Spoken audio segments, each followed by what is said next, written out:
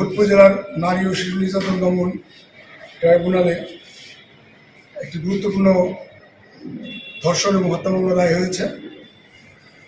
রায়ে নারী ও শিশু নির্যাতন দমন ট্রাইব্যুনালের বিজ্ঞ বিচারক জেলা দায়রা জজ জনাব শামীমা পারভিন, আসামি জাহাঙ্গীর ব্যাপারী, কামরুল মৃধা, আলী ব্যাপারী এবং বক্কার ব্যাপারী, এদেরকে এই মামলার ভিকটিমকে মাহফুজা এবং ডিসিস্ট যাকে পরবর্তী হত্যা করা হয় তাকে প্রথমত গণধর্ষণের অভিযোগে নারী ও শিশু নির্যাতন দমন আইন ৯-৩ ধারায় যাবজ্জীবন কারাদণ্ড এবং ১ লক্ষ টাকা জরিমানা করে আনা দেয়। রায়ের সময় আসামি জাহাঙ্গীর ব্যাপারী ব্যতীত অন্য ৩ জন আদালতে উপস্থিত ছিলেন। এরা এবং আরও এদেরকে এই ভিকটিমকে ধর্ষণ পরবর্তী হত্যার অভিযোগে এই ৪ জন আসামিকেই ৩০২ ধারায় অভিযুক্ত করে বিজ্ঞ আদালত আমৃত্যু কারাদণ্ড এবং ১ লক্ষ টাকা জরিমানা ৫০,০০০ টাকা জরিমানার আদেশ দিয়েছেন। এই মামলার আলামত গোপন করার অপরাধে অন্য আসামি মমতাজ বেগম এবং আবুল কালাম ব্যাপারে ৫ বছরের সশ্রম কারাদণ্ড এবং ২০,০০০ টাকা জরিমানা অনাদায়ে ৬ মাসের কারাদণ্ডের আদেশ দিয়েছে। মামলাটির সংক্ষিপ্ত ঘটনা হচ্ছে,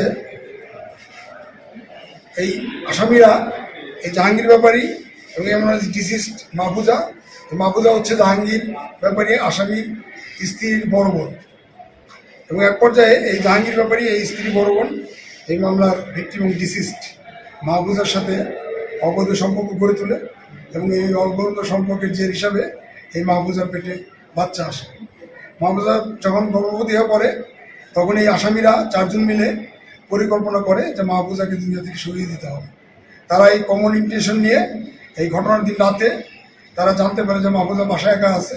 মাহফুজার বাসায় যায় এবং এই আসামি অর্থাৎ জাহাঙ্গীর ব্যাপারী ১ নম্বর আসামি মাহফুজার বোনের হাজব্যান্ড, ছোট বোনের হাজব্যান্ড, সিঁড়ি নক করলে এই মাহফুজা দরজা খুলে দেয় এবং তারা ভিতরে ঢুকে অন্য ৩ জন আসামি পাহাড় দেয়। প্রথমে জাহাঙ্গীর ব্যাপারী ধর্ষণ করে এবং পরবর্তীতে অন্য ৩ জন আবার বাইরে থেকে আর এক আসামি ধর্ষণ করে। এইভাবে পালাক্রমে ৪ জন আসামি ধর্ষণ করে এবং পরবর্তীতে তারা গলা টিপে এই ডিসিস্টকে হত্যা করে।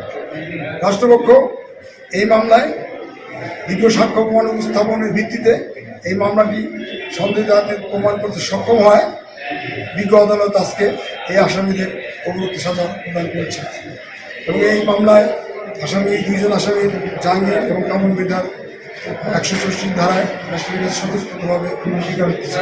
সব মিলিয়ে রাষ্ট্রপক্ষের উপস্থাপিত সাক্ষী প্রমাণের ভিত্তিতে সন্দেহভাবে প্রমাণ করতে পারায় প্রমাণ করতে পারায় আজকে আদালত এই রায় দিয়েছে।